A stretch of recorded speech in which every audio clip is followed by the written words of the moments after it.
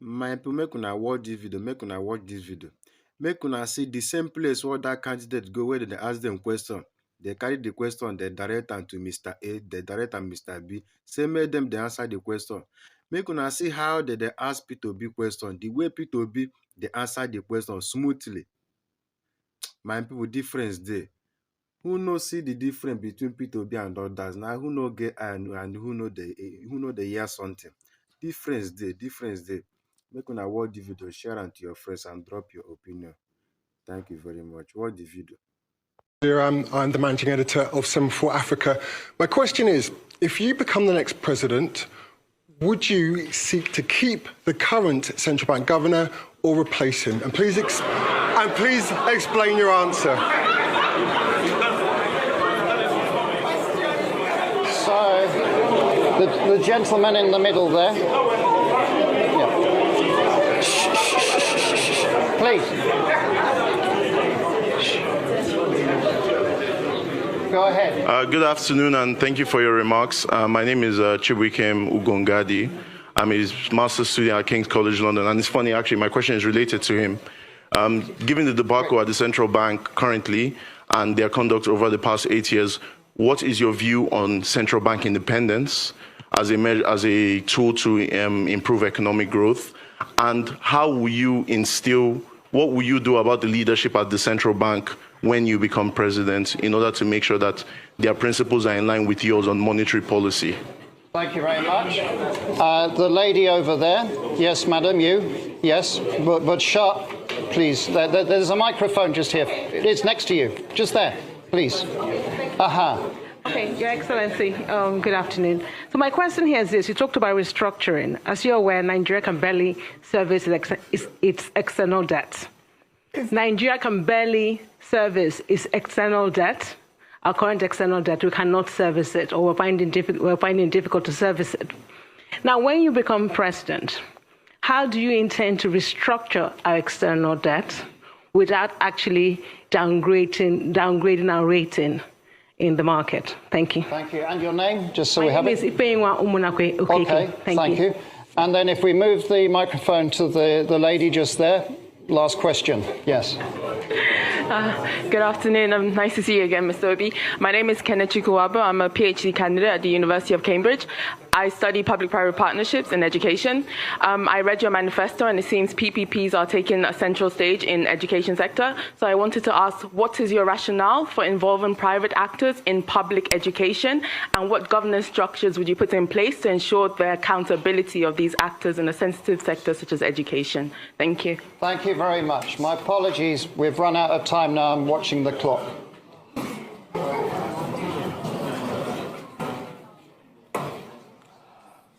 Okay. Alex, I hope you will allow me. There's somebody here that is so keen. When I was coming in, he had a question that is so interested, and it's like, so I told him, if I have opportunity, I will request and answer it publicly. Okay. Let me again go. People are talking about the central bank governor. The problem, first, let me assure you, central bank will maintain its independence. It will be respected. And again, it is not the problem of the person there. Central bank have a role of monetary policy, if I'm right. Then you have this physical space. It's like a street football. When the person who is supposed to be in the physical space is no longer, it's like you go to a football match and somebody who is supposed to play in a particular wing is no longer there. You find people playing various wings. The weakness of the physical space allows the monetary space to take over, and in supporting, because there's a weak governance structure, that is why we're able to do what we're doing. What is happening today is happening. So if you're replacing Godwin and putting somebody with that level of physical rascality, which is what is fueling our inflation and even our rate of exchange today. These are some of the things you need to cut. As long as the government continues on that fiscal rascality, that situation will occur. That's what you need to fix. I won't say what will happen. His term is actually coming to an end. So it won't be too long. So that's that. I assure you that we'll deal with that. You asked about PPP in education. I said you're in Cambridge. Is Cambridge run by British government? Now, I just want to know, because I don't know. When we're talking about PPP in education, we're talking about tertiary education. We're not talking about basic education. We will ensure that basic education is free, and we will drive it aggressive, because we have 20 million out of school children in the north, which I've said we will deal with decisively, because those children mostly have learned Quran, which means they're intelligent.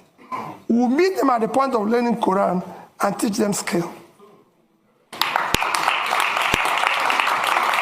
For the tertiary education, we must find a way to fund it in a collaborative way, public partnership, in order to be able to ensure that 4 years will be 4 years, not what is happening today. That's what we mean by that. And it will be, you'll see, it's a win-win situation. That's it. No, not the basic. It won't be the basic. Then, issue of barely servicing our debts. We're not, I've said it before, we're not the only country that have gone through this.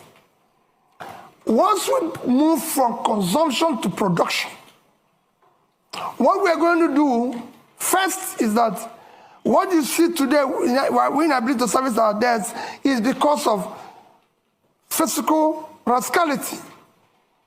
You're paying unsustainable subsidy, which will be stopped from day one, because it's a criminal thing.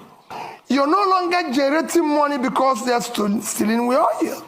And the only people who can steal oil are people in government, because ordinary people cannot steal oil. You can't put it in your pocket. It's something that you come with sheep. So all those, and you stop corruption, the waste, everything.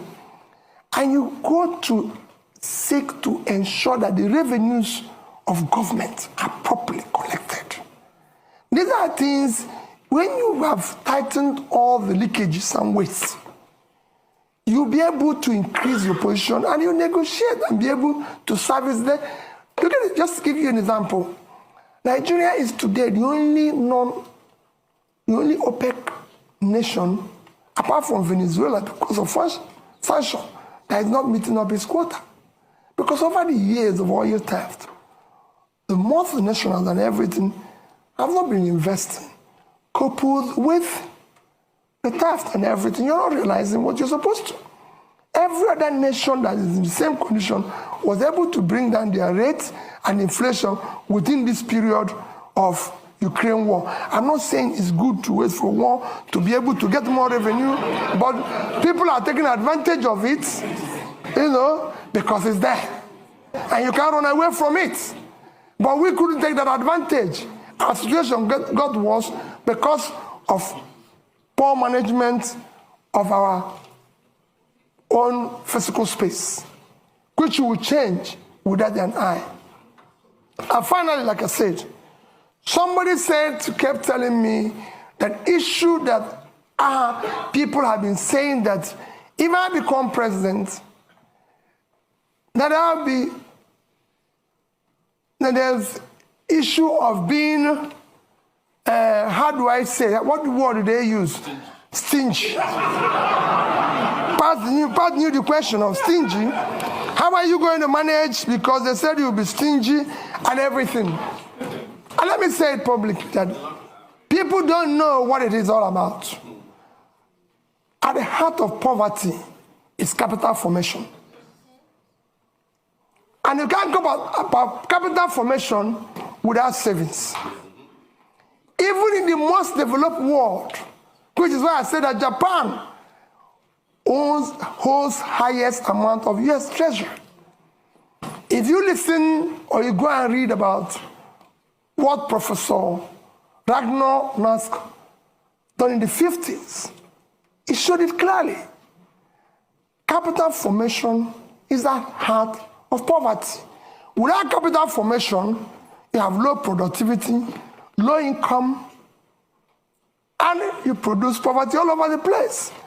What I was doing as governor, I was the best governor in Millennium Development Goals by the UNDP. You can go and check that.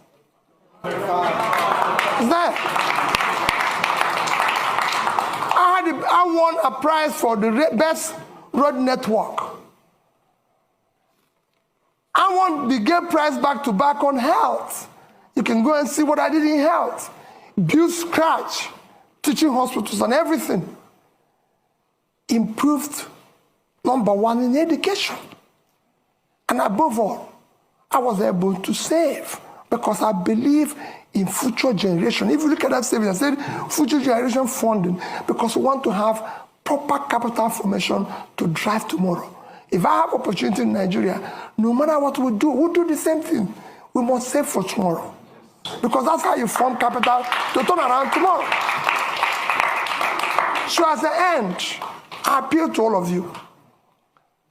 There's nothing more powerful than an idea whose time have come. Victor Hugo. The time today is to have competent leadership with character, commitment and compassion. And that's what Nigeria is yearning for. That's what Dati and I are offering you. Let's have opportunity to build a better Nigeria. Thank you.